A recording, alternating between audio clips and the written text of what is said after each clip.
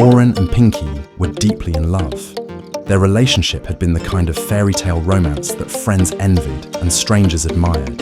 From their first meeting at a quaint little cafe to countless evenings under starlit skies, they had built a bond that seemed unbreakable. Oren was the kind of man who made Pinki laugh until her sides hurt.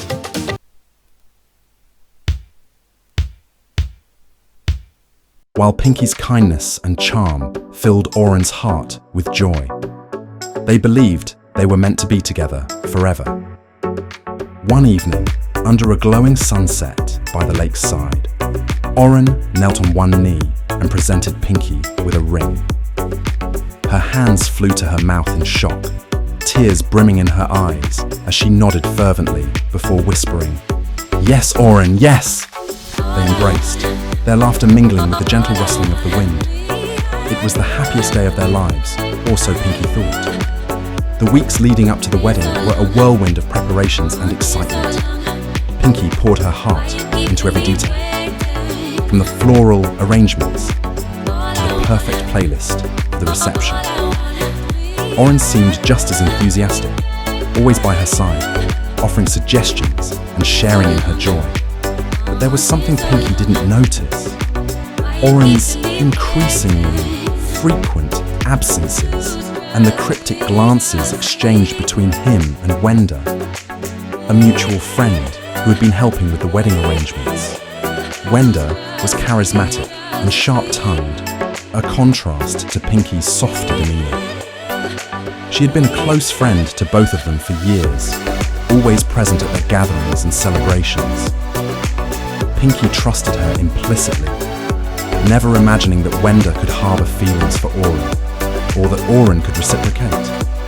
The day of the wedding arrived. Pinki, dressed in a flowing white gown, was radiant as she walked down the aisle. The guests rose, their faces alight with smiles, but Pinki's eyes were fixed only on Oren.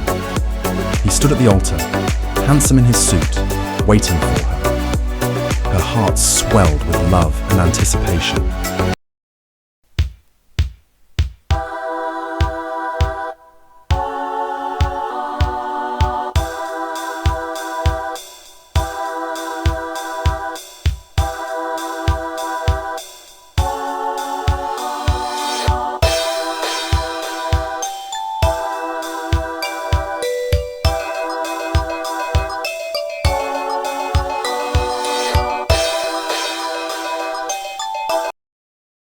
After the vows, as they were about to exchange rings, Pinki noticed Wenda lingering near the edge of the altar, her expression unreadable.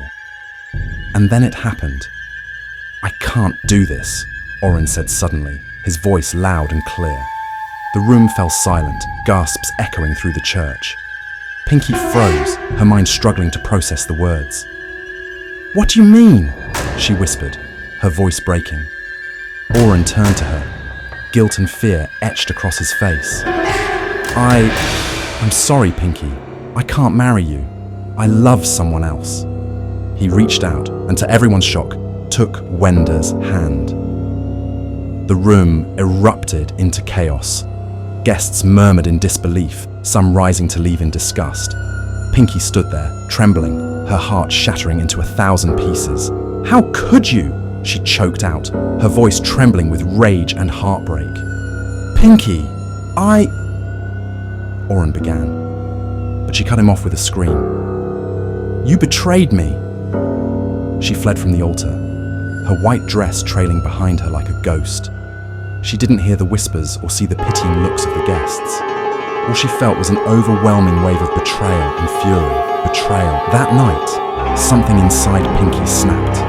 The image of Oren and Wenda together haunted her, their laughter mocking her pain.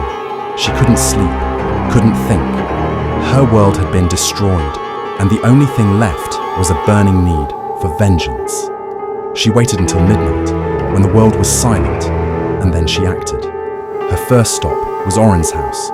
She knew he would be there with Wenda. As she approached, she saw the lights on, heard the muffled sound of their voices inside.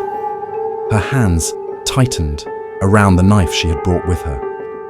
Bursting through the door, Pinki found them in the living room, laughing together. Their joy was like acid on her wounds. "Pinki," Oren said, rising to his feet, alarmed.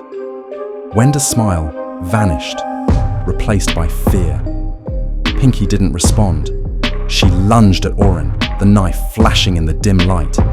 He tried to grab her wrist, but her fury gave her strength. The blade plunged into his chest, and he collapsed, blood pooling around him. "Pinki, stop!" Wenda screamed, backing away.